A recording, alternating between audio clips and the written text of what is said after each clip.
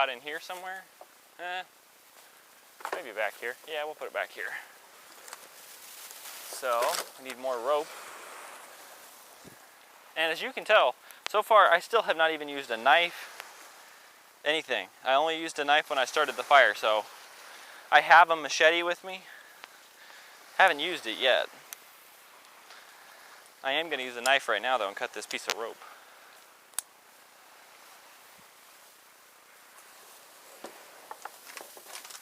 Now I'm just going to tie this up at about the height that I would want it if it was me. Just going to tie a loop on the end.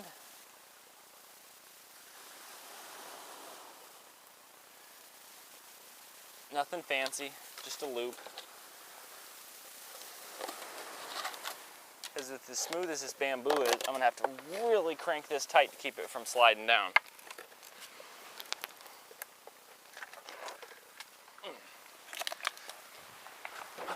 Oop. The wonders of movie magic. I can even smack myself in the head.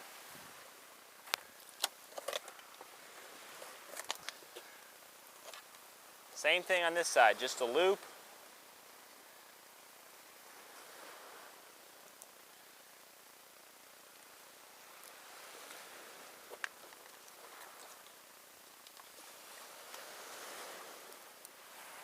Okay, now we got a platform that's about the height I want. It will support my weight.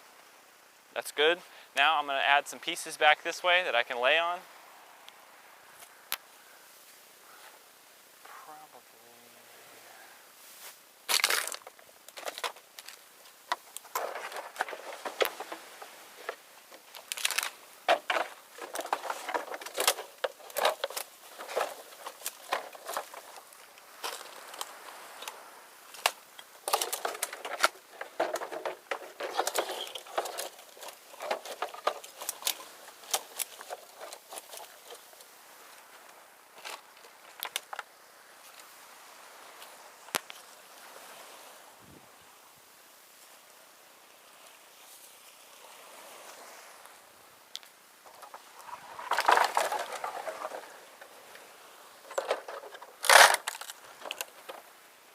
Some of these great big huge pieces of bamboo, they're already split. All you gotta do is just pry them open and it makes a fairly flat surface.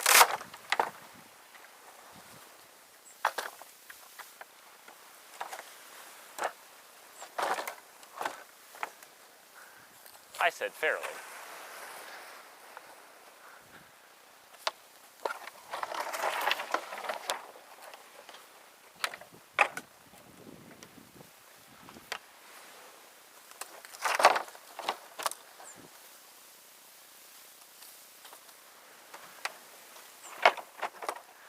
It might look a little rough right now because it's not very flat.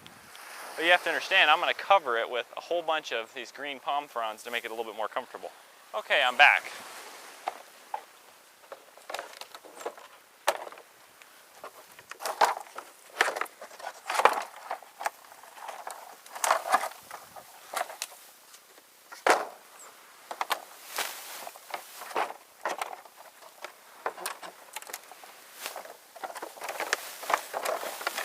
If this was green bamboo, I could actually make this completely flat and nice and springy, but once I put enough palm fronds on it, it'll actually be very comfortable.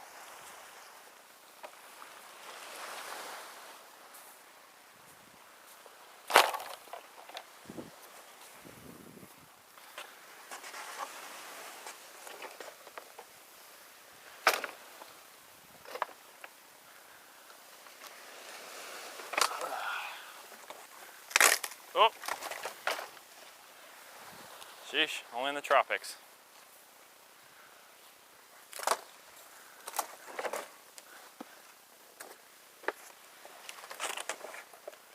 Feels like everything here just breaks into pieces. Let's see if this is sturdy enough.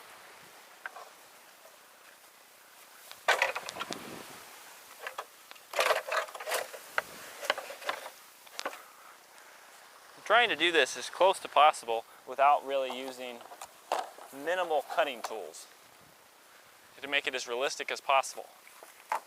Because in a true survival situation, you're not going to have the ability to make a whole bunch of sharp instruments when you're back here.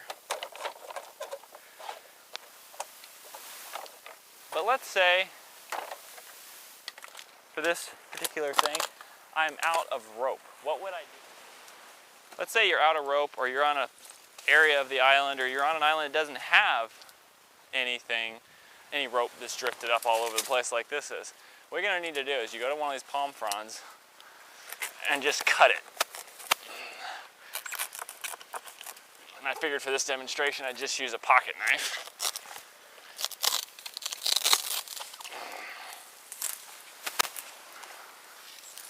And then what we're going to do is, believe it or not, these little pieces that are hanging off, you can actually pull those the length of the palm frond. You just grab a piece of it, a nice fibery tissue, and if you do it carefully,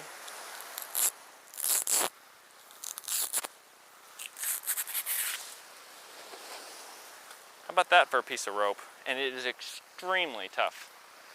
And then I'm just going to divide this into some pieces because I don't need quite that much at once. So I'm just going to grab a few pieces of that and then go bind my bamboo on my shelter.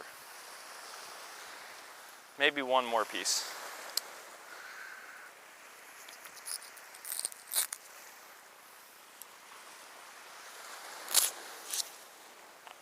Doesn't always work.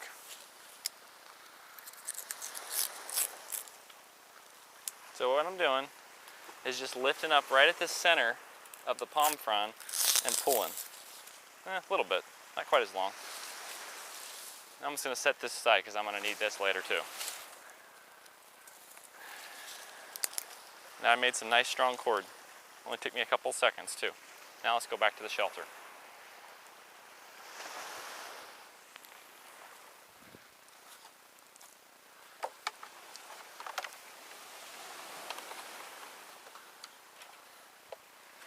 And as you can tell, this is not Shangri-La. That's not what I'm trying to make. I'm trying to make something that is quick and extremely efficient for this situation.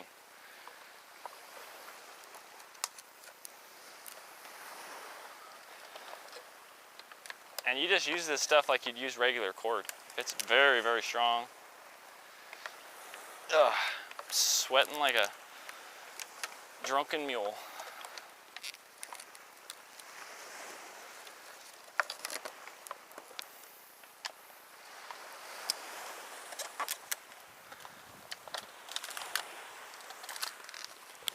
And that's all we're going to do is just finish tying these up.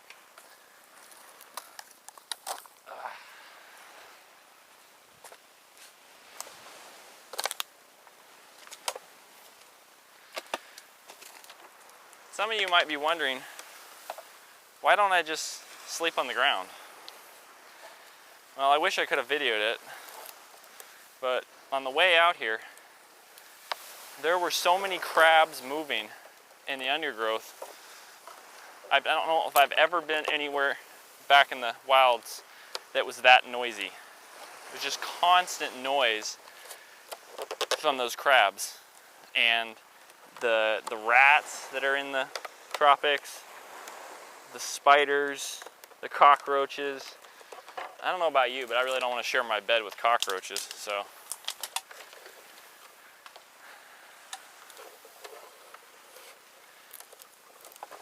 I'm going to try to avoid that by getting up off the ground as much as possible.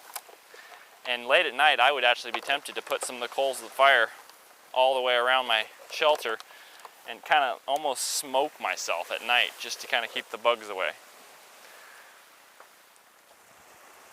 While I was up and down on the beach looking for more wood, dinner walked in. Now, I know from the locals that this is not the best kind of crab to eat because it's the blue or black ones, but in a survival situation, I'd eat it with pleasure. Just because it doesn't taste the best out of all the crab doesn't mean I wouldn't eat it. But since this is just for showing you guys what to do, I'll let this little guy go.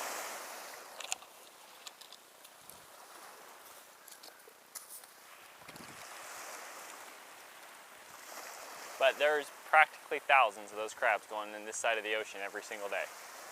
plenty of food.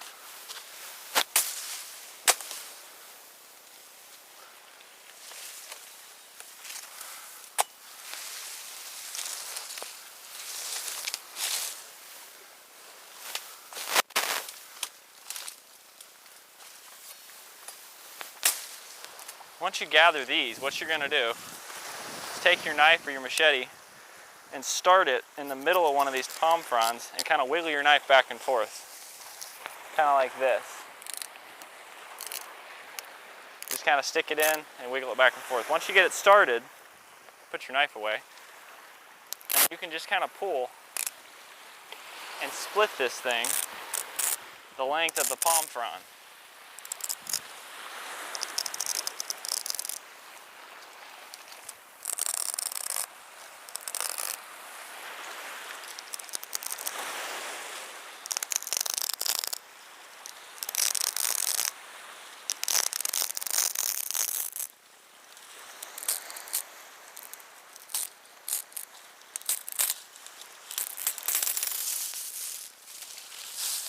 This is what we're going to use for our roofing.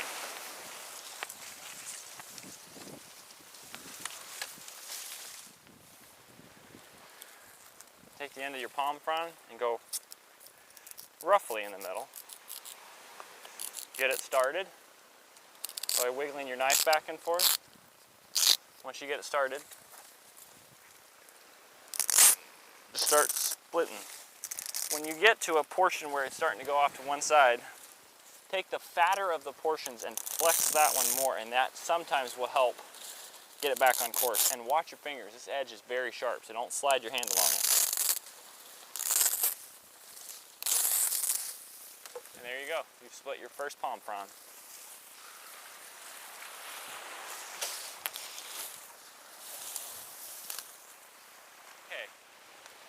Okay, once you get your palm frond all split, what we're going to do is you start at the bottom and just lay it across, and then we're going to take some of that center piece out of the palm frond and just use it and tie these things off one by one. Okay, what we're going to do to attach this is take the thin portion first and go around and just kind of lay it under it. It doesn't even have to be a knot, because we're going back the same direction, so it kind of acts as a slip knot. Crank it tight, flex it around, and then I'm gonna go the other direction, in between the leaves, like that. And then I'm just gonna take it and slide it up in between everything else, just to kind of set it in there. And for this particular thing, that's all it needs. And that's actually pretty sturdy. And what I'm gonna do is I'm gonna just tie one side and then go back down and tie the other side off.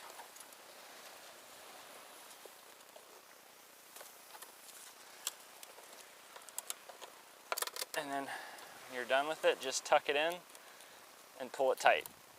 So it's nothing, no rocket science here. Just take another one, same thing. And this is more for shade than it is for being watertight. So I'm not quite as worried about having some gaps. Mostly because of the area I'm in, there's not a ton of palm fronds, and I don't want to strip the trees that are here completely bare.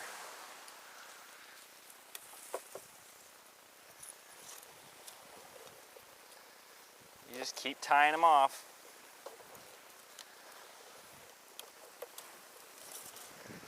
As you can probably tell, the shelters, especially in the tropics, are extremely time-consuming and extremely taxing. So the best way to avoid this is don't get in a survival situation. So use your head when you're in this when you're out in the wilderness or out in the backcountry, so you don't end up in the situation where you need a survival shelter. But if you do need one, I'll show you how to make it.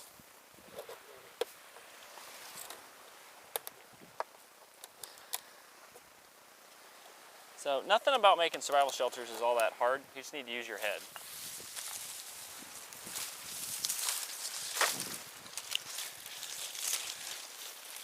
Your mind is the very best survival tool you have.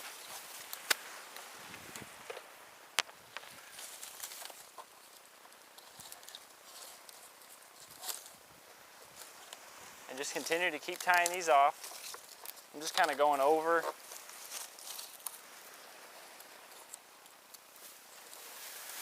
and around, tying it off.